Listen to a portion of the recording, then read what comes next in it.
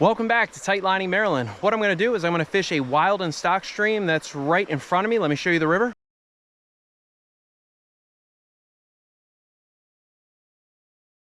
This river system is going to hold wild browns as well as stocked browns and stocked rainbows.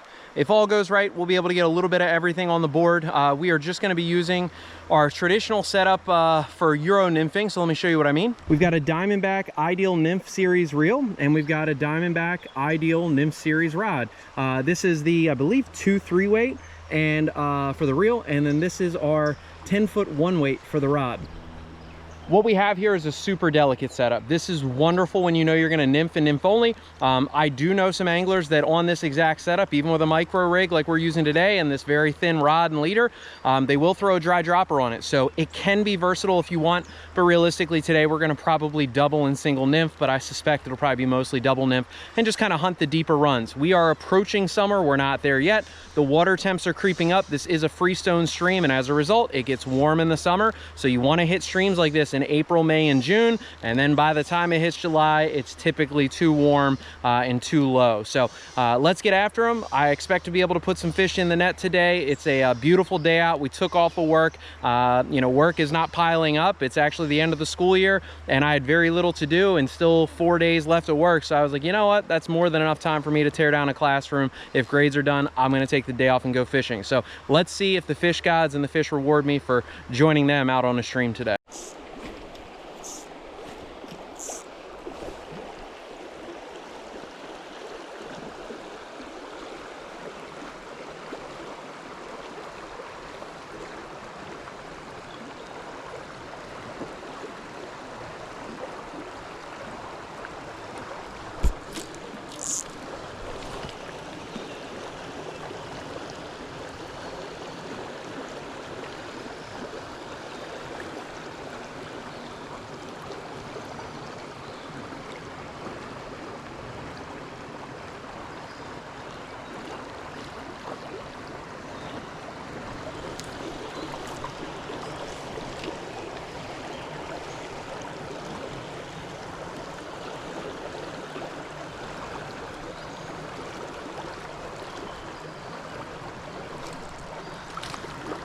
There we go. It's a pretty good one too.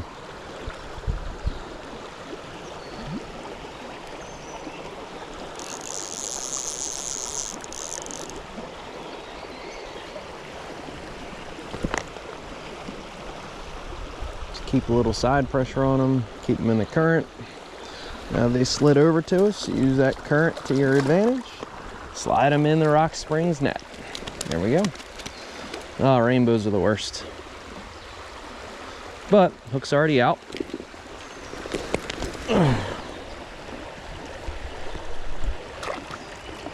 Water's pretty cool, not super cold, but good. Good looking rainbow, clean. For a stock fish, super clean. Probably 14, 15, maybe 14 inches. But good fish. Come on. There you go. Hopefully you got a good look at him. There he is in the sunlight, and there he goes. Back in the water. We just had to sink the sighter a little bit. We just weren't getting deep enough. We need a slightly longer rig and potentially heavier fly. So in order to get that fish, we just had to kind of get our system down a little bit. Just making a little bit longer cast into the head of this riffle, giving the fly time to drop, making sure that as we get in contact, whoop, just clip that rock. But making sure as we get in contact, as soon as those bugs start to get tight and they've descended, we'll give them a little bit of extra depth, swing them down, and just see if that extra depth can't pick up a fish or two. We'll swing them on the back side of the drift just in case there's anything in the back. But I do think, again, we are going to need potentially some heavier flies and a longer tippet. Right now I have on two size, I want to say 16 or 18. There's a bite. Size 16 or 18 flies. They're on the smaller side. There we go. Little wild one. Wild brownie sitting in the head of the riffle. Took the blowtorch. There we go. He's in the bag. Pretty. You love to see it. You know, I'm not a fan of stocked fish But if a state's gonna do it and you don't have any real say in it and they're not gonna change when you give them your voice, well, you go out and make lemonade out of lemons. But yeah, took the blowtorch. There it goes. Little wild brownie. There we go. Pretty, look at that. I mean, I don't know if you can see it on camera, but the way he's got that yellow tip on his top fin there. All right, let's try to get some more. Again, I still think we're a smidge outsized, but fish are responding, they're eating. Water is certainly up and stained just a little bit, which may be to our advantage. There we go. Another, oh, that was a good wild brown. Oof, that was a good one. I just lifted him. So I talk about that when I'm, you know, taking people out. And sometimes, you know, again, even us guides, we make mistakes and we force things, but you know, I brought that fish's head to the surface far too quick and it was unnecessary. And as soon as he got his head up, that's when he came off. You know, just keep side pressure, keep those fish down. It'll do you a lot of good, especially when you get into a better fish. So right now we're just making a nice, probably 25-foot cast. We're getting it into the far seam, trying to get it in one lane of current. Nice slow drift through this channel over here. There's another bump. Now watch this tree above me. It's the second time I've clipped it on the back, or on a hook set.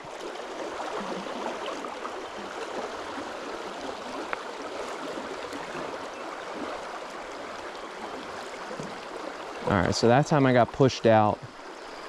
I am gonna make that change. I know we're catching fish. I know I've hooked 3, had a couple other hits, but right now something's off with it. I can just tell, yeah, these are size 18s, 2 size 18s. We're just a smidge too small.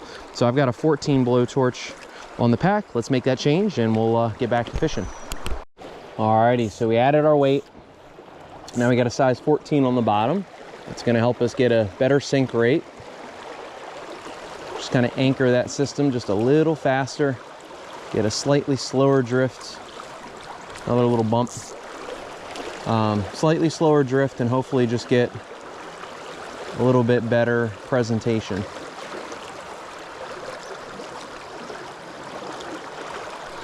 There we go. That's a good one. On the swing. Don't know what we got. Just not going to make the same mistake twice though and get them nice wild brown. Not going to get them downstream of me. I'm going to put this guy on the reel since he was slightly better than average and put a good bend in the rod. Wants to run all the way up there. Keep him away from that rock. Oh yeah. Oh. He's ready. There we go. Now, that is not a wild brown, that is a stocky. And we'll take it, doesn't matter. We know that they're stocked fish in here too, but the first one was definitely wild. Even though this guy has super clean pec fins that are pretty yellow, his spots are pretty blotchy. Really light orange, paddled, like rounded tail, you know, pretty mottled spots. So in general, if you're catching browns that just don't have that vibrant pink, really clean pec fins that are, you know, bright yellow, almost gold, you know, these are kind of telltale signs that your fish is probably stocked. And again, it doesn't matter what you're catching. If it's stocked, if it's wild, doesn't matter. Just get out there and have fun. But inevitably, it's always more rewarding and fun when you're catching the wild ones. That's for sure. Those fish are really working hard to sustain in a system and having to work a hell of a lot harder than the stock fish that just were dumped in. So pretty cool though that they're mixed in here like that just to open the day. All right, let's keep working.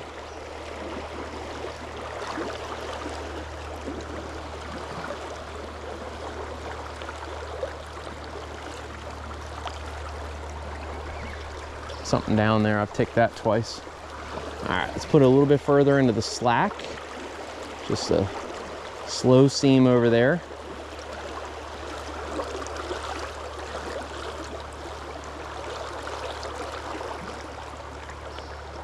And swing it out again.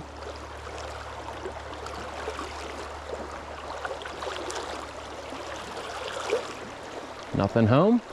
Alrighty, good start to the day. We'll take 3 or 4 fish, a couple more hooks. We'll move it up and try to hit the next lane. What we're gonna do now is we're gonna go right up here to our next little scene.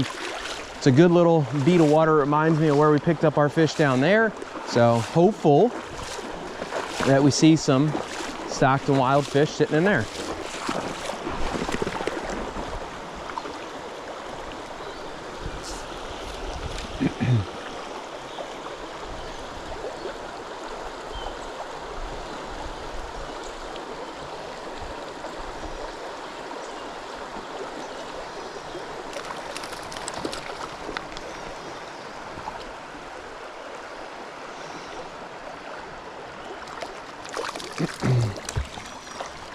Little wild one.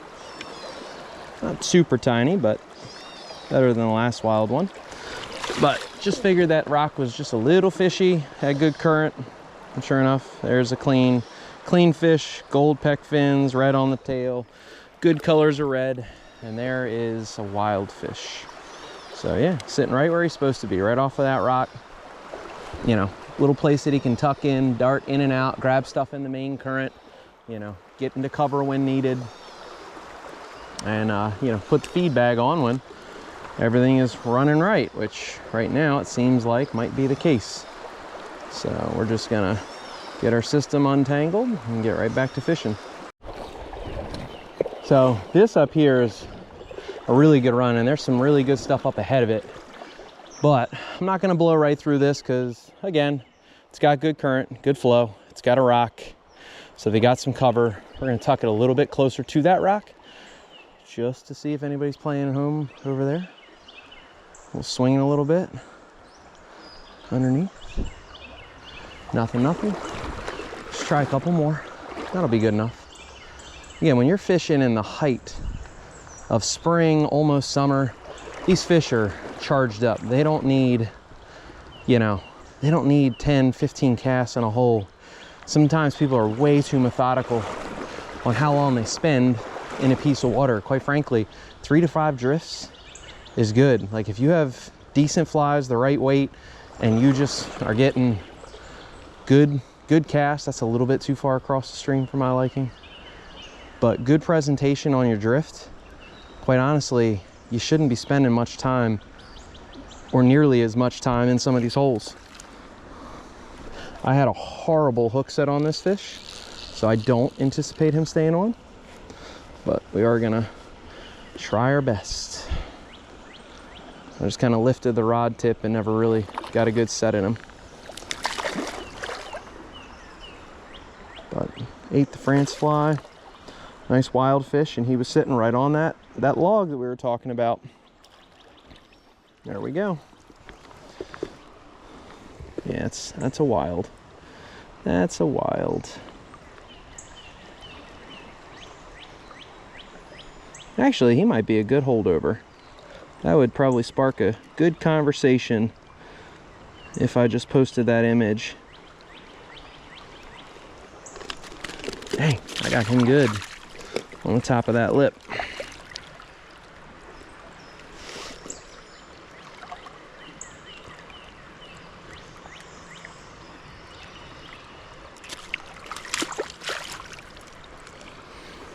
There we go. That's coming out now. There we go. Yeah, that's a stocked fish that's just really held over. You can tell with all the blotchy spots along here, and then the kind of orangish ones, but his pec fins are clean. He would be easy to fool a lot of people. But as we said before, it doesn't matter. We're just out here to catch some fish and have some fun. And luckily, as we talked about, I didn't think that this water would be super productive. Unlike that up there, if that hole up there doesn't produce 2 or 3 fish and quite a few more eats, then we're doing something wrong. But in particular back here, you know, as we look at this hole with the log, the rock, and all that, I was not able to get it on my initial drifts through there. I only made like 2 or 3. And then once I got upstream of it, I decided to swing it just a little bit towards that log, and he hit on the backside, super faint eat. Didn't even register it. I just kind of lifted up, and there he was. And that's what I meant by we didn't quite get a great hook set, because quite frankly, I was just checking the the tail end of the drift just to see if anyone was there, and there he was, and luckily I had pressure on him, so that's it. Another eat. See some caddis. It's pretty cool. Didn't bring any dries.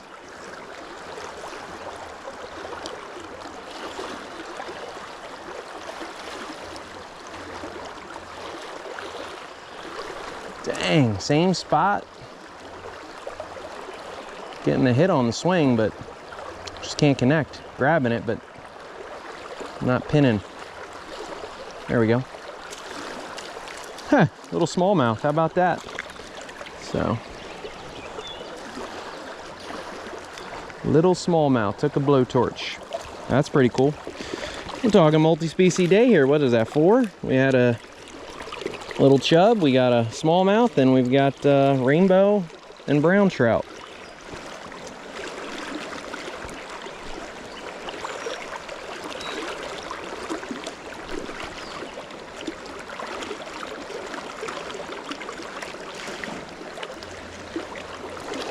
Just a little guy, but wonder if he was the one eating on the swing right there.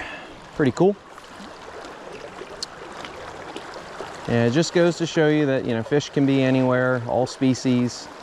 You know, there's wild fish in here that are cohabitating with warm water species like the smallmouth that you just saw. So it's a unique little fishery for sure. You just never know what you're gonna get into. But probably in the next 2 to 4 weeks, this river system is gonna be a little too warm for trout, and they're gonna start to die off. So it's a good thing we got in here, because it's not gonna last long. All right, there we go. Now this one looks like a rainbow. We're gonna back up just a little bit, keep them on the reel. Another one that hit on the swing. Oh no, another brownie. I'm misreading these fish. Better than average fish too. There we go. Good one, and this one is a wild one. So this one's a little bit more pronounced with his red. Everything is real clean, good looking fish. So here you go. There he goes. All right. He was light. That was the only thing about him that was a little different, but he also is sitting in the sunlight, and you know, if fish are tucked up into rocks, if fish are sitting in kind of dark water or in the shade, they tend to get pretty dark. I've had them, there you go, it's a good looking rainbow. I've had browns that are literally almost black, and then sometimes you catch them in, again, sunlit water, and next thing you know, you're getting them very, very light. So pretty rainbow right here, nice and colored up. Putting a bend in the one weight rod and putting a little bit of stress on that 6X tippet. But really pretty, look at that. So got the red there, took the France fly on the swing. Never trust a rainbow to be held, but gill plates are all messed up, poor guy. Let's get you back in, see you later. But what did we say? I said I thought we could get 2 to 3 fish out of here. If you count the smallmouth, we've already got 3, but he wasn't necessarily on the target list. So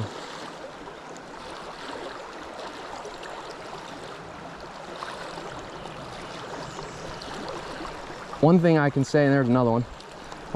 That's definitely, oh, gone. That was a small wild. One thing I can say is that these bites have been super faint. You know, they're just,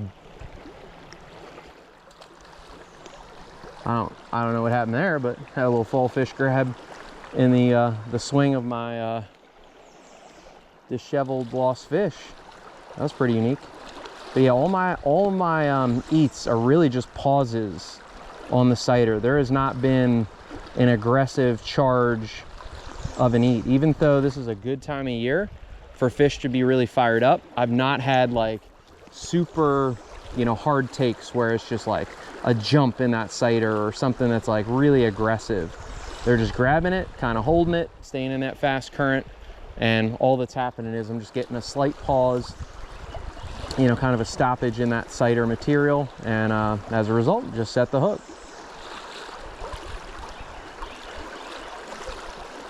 Right now I'm just working that far side bank near these rocks, trying to see if anything will take. So I'm going to make this last cast, and we're going to move up a little bit, and I suspect we still got 2 to 3 more fish up here.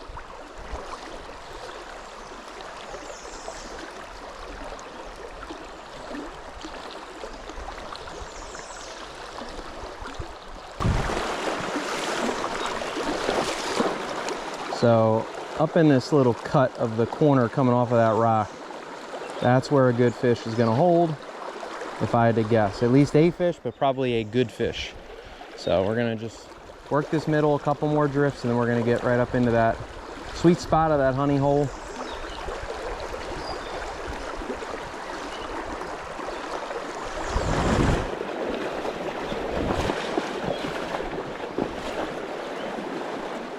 There we go, it's on the back side.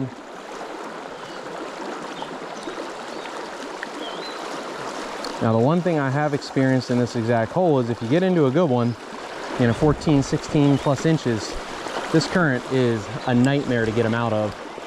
They do a really good job of fighting with it and putting you at a disadvantage. So something to be mindful of, that it may be best to try to steer that fish, as much as I don't like to, steer them downstream. There he is.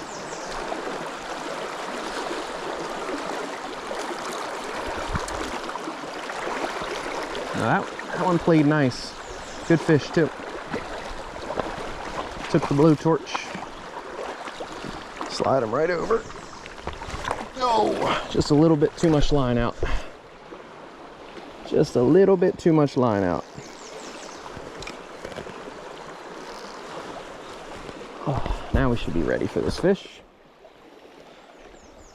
But it's back in that. Oh, dang. Back in that current. That's what I didn't want, and I just had too much line out. Good fish, probably 16, 17 inches. Good fish, sitting right where he's supposed to be.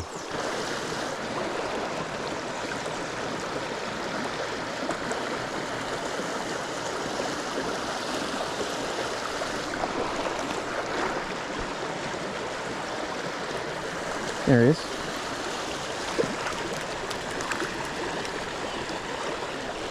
What do we say? A good mix of wild and stocked. Well, there's a stocked fish, or excuse me, a wild fish to hand, really pretty wild brown. That's a no doubter with this guy. So just as pretty as they come.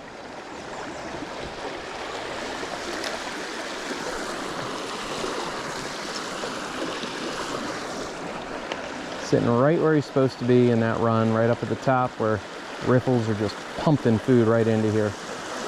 Got to watch out for some debris in that rock, or else I'd run it closer.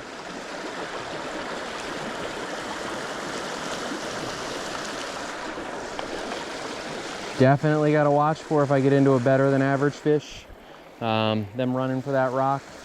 So could get put in a tough spot where you're gonna have to just horse one out.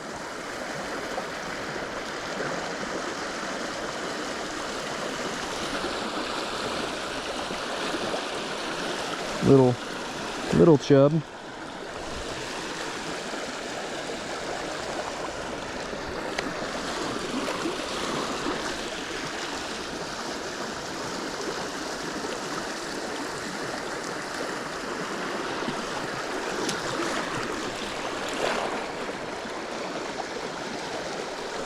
There we go. Don't know what we got, but it looks like a brown.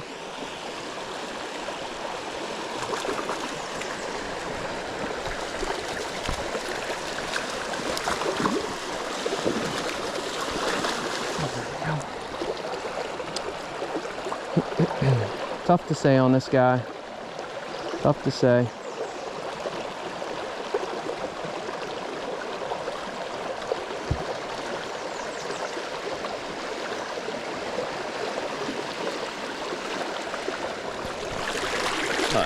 Pretty little brownie. Tough to say. Could be stocked, could be wild. If I had to guess, I'd probably pick wild, but never know.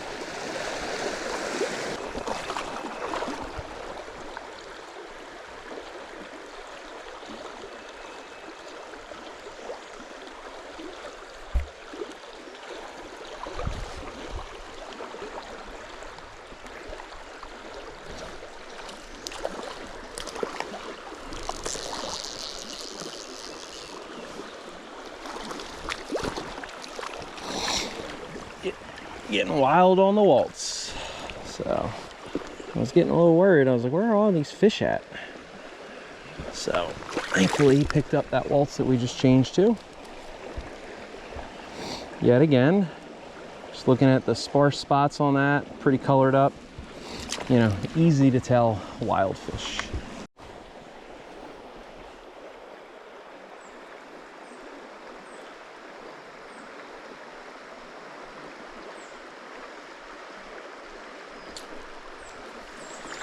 Oh. I didn't even know I had a fish. It just kind of paused. I assumed it was a rock, and instead it was a wild brown. So yeah, we'll take it. Don't know what he took yet because I haven't seen it, but it looks like it's the waltz. Ugh. Let's get this guy off. He got that down in because I was delayed with the hook set.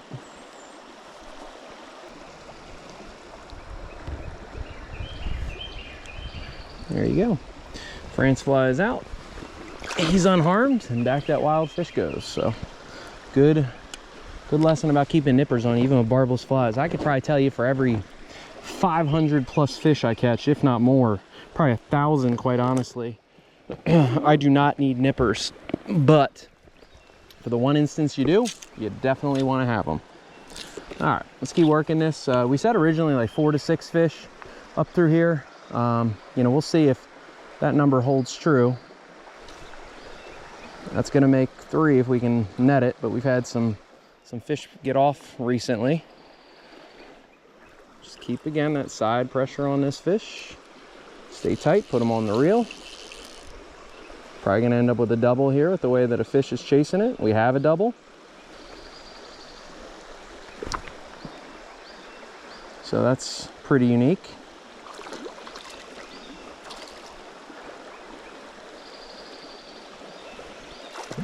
Usually you lose one. There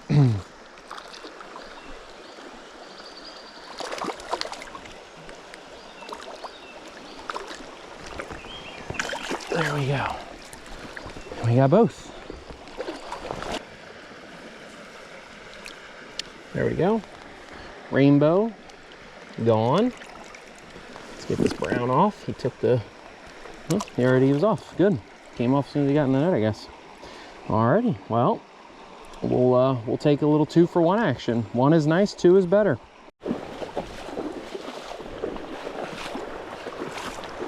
So we're definitely running out of real estate, but we still have this hole, and I'll take a peek around the bend. But real estate, but most importantly time. I'm down to about 20 minutes. I fished for about 2 hours at this point, and you know, it's been a good day. I don't even know how many fish I've caught. But overall, very active fish, sitting in all the runs that you would expect for kind of summer holds, doing all the fishy things that they're supposed to do. So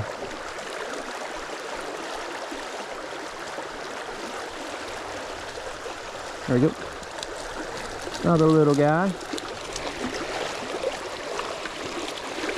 Little wild one on the France fly.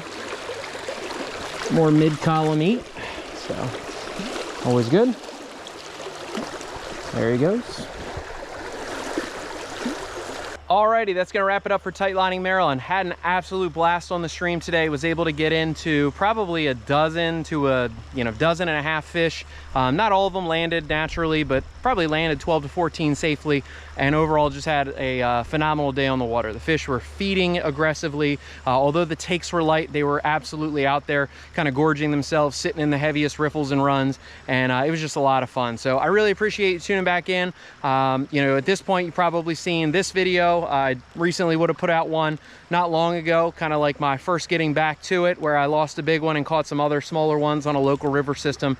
And yeah, this time we ventured a little bit, and the next time I fish, it's going to be up in Central PA during the cicada hatch. So if you're still watching this video, I appreciate you tuning around, but boy, are you in store for hopefully some really great fishing on Father's Day weekend, as the cicada madness and, you know, cicada mania is just up there in Central PA, and we're hoping to find those wild fish just kind of gorging themselves. So tight lines the next time you hit the stream, and I look forward to seeing you in the next video.